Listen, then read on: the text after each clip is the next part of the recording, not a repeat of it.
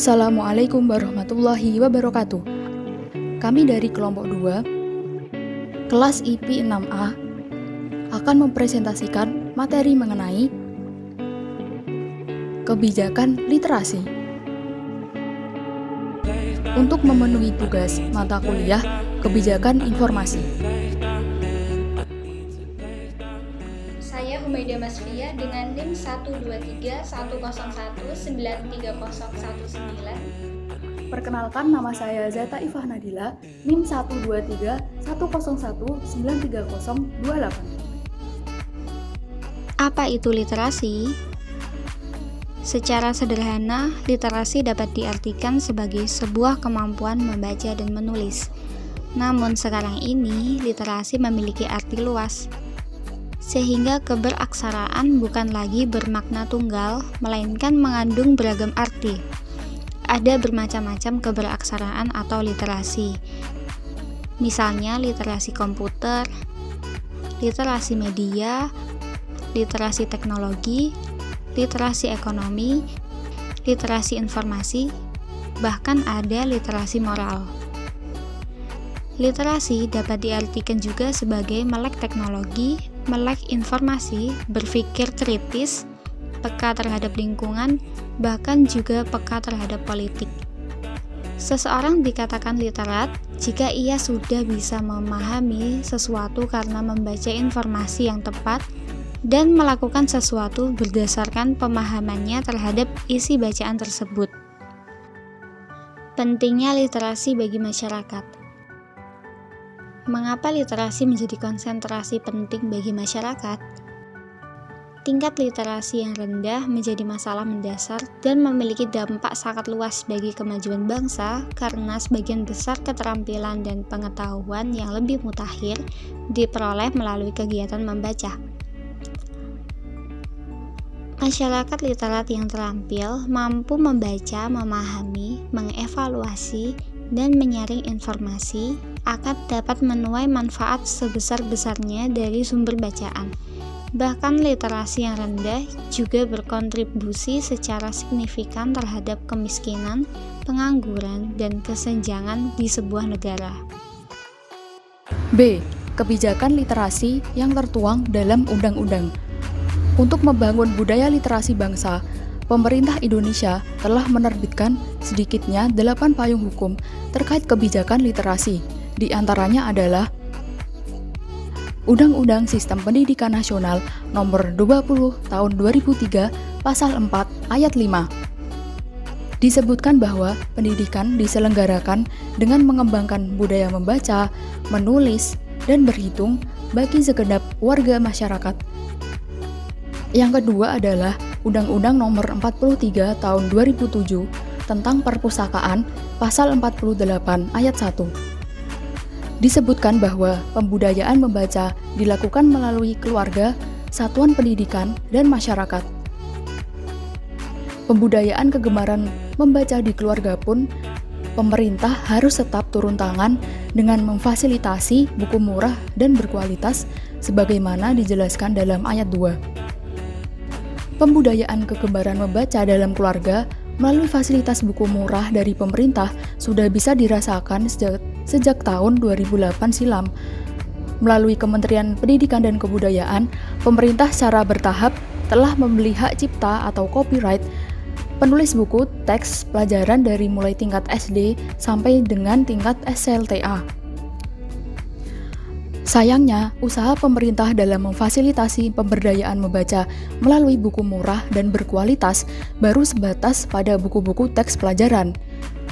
Buku-buku non-teks seperti karya umum, sastra, fiksi, dan lainnya masih belum sepenuhnya terlihat dukungan dari pemerintah. Padahal, buku-buku semacam itulah yang paling dibutuhkan untuk membangun budaya baca masyarakat. Akibatnya, harga buku-buku berkualitas akan selalu mahal dan memberatkan bagi sebagian masyarakat yang ingin membeli. Meskipun Undang-Undang Sistem Perbukuan telah diberlakukan, harga buku umum masih cukup mahal. Mahalnya harga buku dikarenakan biaya produksi buku yang juga mahal. Bahkan, salah satu penulis buku sastra pernah mengeluhkan tingginya pajak royalti bagi penulis. Melalui akun media sosial pribadinya, ia sempat menyatakan tidak akan lagi menerbitkan karya-karyanya karena besarnya tarif pajak yang harus dibayarkan. Sedangkan pembudayaan membaca oleh satuan pendidikan dilakukan melalui pemberdayaan perpustakaan. Hal ini tertuang dalam pasal 3 yang berbunyi, pembudayaan kegemaran membaca pada satuan pendidikan sebagaimana dimaksud pada ayat 1 dilakukan dengan mengembangkan dan memanfaatkan perpustakaan sebagai proses pembelajaran. Pemerintah telah menempatkan perpustakaan sekolah sebagai garda terdepan dalam membangun budaya membaca dan aspek esensial suksesnya proses belajar mengajar. Yang keempat, Peraturan Pemerintah Nomor 24 Tahun 2014 tentang Pelaksanaan Undang-Undang Nomor 43 Tahun 2007 tentang Perpustakaan Pasal 74. Pada Pasal 74 tentang Penghargaan Pembudayaan Kegemaran Membaca ayat 1 bahwa kegemaran membaca dilakukan melalui Gerakan Nasional Gemar Membaca, penyediaan buku murah dan berkualitas, pengembangan dan pemanfaatan perpustakaan sebagai proses pembelajaran. Permendikbud Nomor 23 Tahun 2015 tentang Penumbuhan Budi Pekerti Bagian 6. Gerakan Nasional Gemar Membaca yang diamanatkan PP Nomor 24 Tahun 2014 ini diperkuat lagi dengan Permendikbud Nomor 23 Tahun 2015 tentang Penumbuhan Budi Pekerti. Dalam bagian 4 tentang mengembangkan potensi peserta didik secara utuh, sekolah hendaknya memfasilitasi secara optimal agar siswa bisa menemukan dan mengembangkan potensinya. Untuk mencapai tujuan ini, sekolah wajib menggunakan 15 menit sebelum pembelajaran untuk membaca buku selain buku pelajaran. Nomor 6, Standar Nasional Perpustakaan Nasional 2017.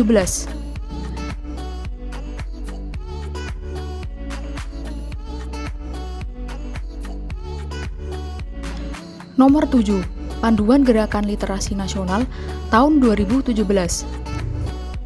Teknik pelaksanaan program Gerakan Nasional Gemar Membaca selanjutnya diatur melalui Kemendikbud dengan menerbitkan Petunjuk Teknis Gerakan Literasi Nasional atau GLN tahun 2017. Setelah GLN, Kemendikbud menerbitkan Petunjuk Teknis Gerakan Literasi Keluarga atau GLK, Gerakan Literasi Sekolah atau GLS, dan Gerakan Literasi Masyarakat atau GLM. Yang terakhir atau nomor 8 adalah SK Dirjen Pendis Kementerian Agama nomor 511 tahun 2019 tentang petunjuk teknis bantuan operasional sekolah. Untuk pembiayaan dalam gerakan literasi sekolah misalnya, pemerintah telah mengaturnya dalam Juknis Bantuan Operasional Sekolah atau BOS. Di madrasah, Kementerian Agama mengeluarkan SK Dirjen Pendis nomor 511 tahun 2019 tentang Petunjuk Teknis Bantuan Operasional Sekolah atau BOS. Dalam Juknis ini, dana BOS bisa digunakan untuk pengembangan perpustakaan dan pembelian buku. Buku yang bisa dibeli adalah buku teks utama, buku teks pendamping, dan buku non-teks untuk mendukung program pembelajaran dan gerakan literasi sekolah. Dari penjelasan yang telah kami sampaikan, penulis menarik beberapa kesimpulan yaitu 1. Kebijakan literasi telah tertuang dalam undang-undang yang ditetapkan pemerintah seperti yang telah disebutkan. 2. Pemerintah telah serius dalam membangun budaya literasi di Indonesia. 3. Pemerintah belum maksimal mengawal berbagai regulasi terkait gerakan literasi bangsa ini. Padahal, pemerintah berhak menjatuhkan sanksi sesuai dengan perundang-undangan yang berlaku terhadap instansi yang tidak melaksanakan program pemerintah ini. Dan yang terakhir, pemerintah membutuhkan peran serta para pemangku kebijakan, pegiat literasi, dan masyarakat umum untuk berkolaborasi mensukseskan program literasi ini bagi mencerdaskan kehidupan bangsa. Sekian presentasi dari kelompok kami. Maaf bila ada kesalahan. Jika ada pertanyaan, silakan disampaikan. Sekian, wassalamualaikum warahmatullahi wabarakatuh.